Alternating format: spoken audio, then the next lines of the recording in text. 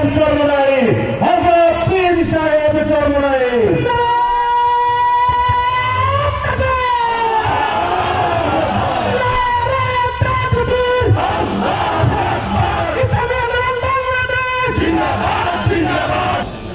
এক পর্যায়ে রংপুরের মাটি ইসলামের ঘাঁটি। আপনারা দেখেছেন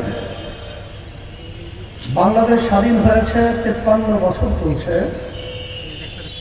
এই 53 বছর যারা দেশ পরিচালনা করেছে এরা বারবার ইসলামকে, ওলামায়ে কেরামদেরকে, ইসলামিক দলকে বিভিন্ন কৌশলে সিঁড়ি হিসেবে ব্যবহার করে আমাদেরকে বারবার পর গাছার ভূমিকায় রেখেছে। আমরা কখনোই যেই দেশের ভিতরে 100-র ভিতরে 92 জনের মতো মুসলমান বসবাস করে, যেই দেশের মধ্যে আজানের শব্দে বাচ্চাদের ঘুম ভেঙে যায়, যেই দেশের মধ্যে আজানের শব্দে বাচ্চারা মায়ের করে ঘরে যায়, সেই দেশের মধ্যে বারবার ওরা কৌশলগত ইসলাম নামক গাছটাকে মজবুত হতে দেয় নাই, শক্তিশালী হতে দেয় নাই। জুলাই আগস্টের পরে এখন বাংলাদেশের ভিতরে ইসলামকে রাষ্ট্রীয় পর্যায়ে ক্ষমতায় নেয়ার একটা পরিবেশ তৈরি হয়েছে। সবাই বলি আলহামদুলিল্লাহ। কারণ বাংলাদেশের মানুষ স্বাধীনতার পরে দেখেছে যারা বারবার ক্ষমতায় গেছে, দেশ পরিচালনা করেছে, এরা আসলে মূলত দেশের জনগণের কল্যাণের চেয়ে নিজেদের কল্যাণটাকে অগ্রাধিকার দিয়েছে।